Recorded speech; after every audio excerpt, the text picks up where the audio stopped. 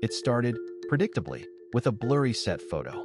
A candid shot of Carrie Coon, playing Bertha Russell in HBO's The Gilded Age, looking utterly exhausted on location in Rhode Island. I wasn't even intending to post about it, just admiring the dedication to period detail, the heavy fabrics, the meticulously styled hair, but then I noticed something off. I'd been rewatching episode 4. A tremendous purpose, the one where Bertha throws that legendary dinner party to impress Mrs. Astor. There's a specific moment, just before the guests arrive, where she's inspecting the floral arrangements with George. She's wearing this stunning emerald green gown, but her left hand is noticeably unmarked. Now, it seems trivial, I know, but in the set photo, taken weeks later during filming, Carrie Coon's left wrist clearly sports a delicate silver bracelet, one she doesn't wear at any other point in the series. Not in flashbacks, not in casual moments, nowhere.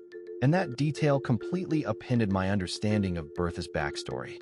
I posted my observation on, cautiously titled "Hear Me Out, Bertha Russell's Bracelet and a Hidden Tragedy." I explained my reasoning, how the bracelet felt like a deliberate anachronism, something subtly out of place.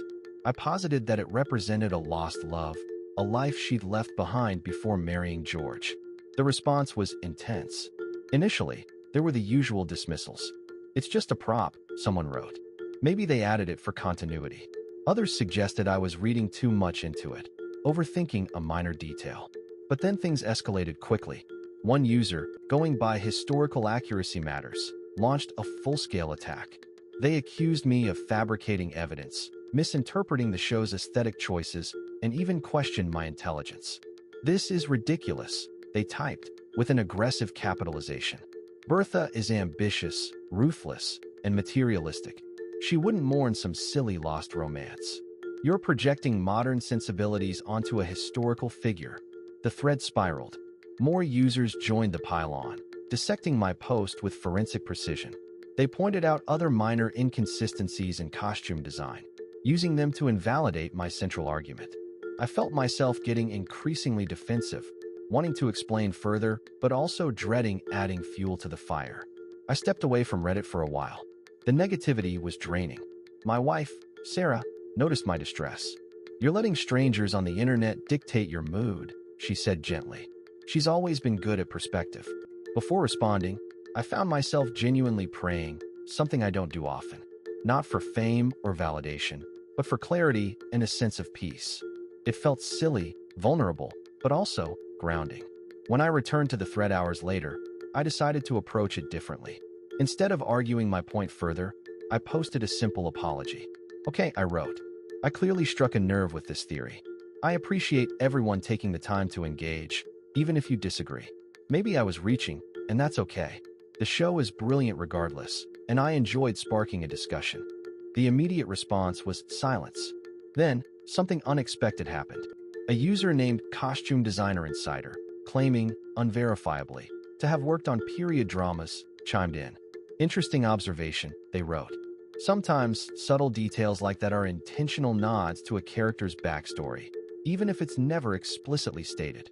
They didn't endorse my specific theory about a lost love, but their comment validated the possibility that the bracelet held significance. The conversation shifted. People began discussing other potential meanings of the bracelet, perhaps a gift from her mother, a symbol of her former social standing before marrying into wealth. The aggressive criticism subsided, replaced by more thoughtful speculation. A week later, during an interview on The Tonight Show, Julian Fellows himself addressed the fan theory. He didn't confirm or deny my specific interpretation, but he did say that the costume designers occasionally include hidden details to enrich the characters and their narratives. "We like to leave a little something for our more observant viewers," he chuckled. That was it. My validation.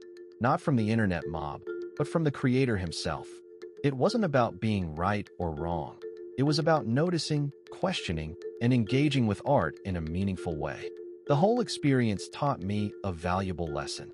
Online discourse can be brutal, but sometimes, even amidst the noise, a genuine observation can resonate. And that a small detail, like a silver bracelet on a wrist, can unlock a whole new understanding of a character's hidden pain and untold story.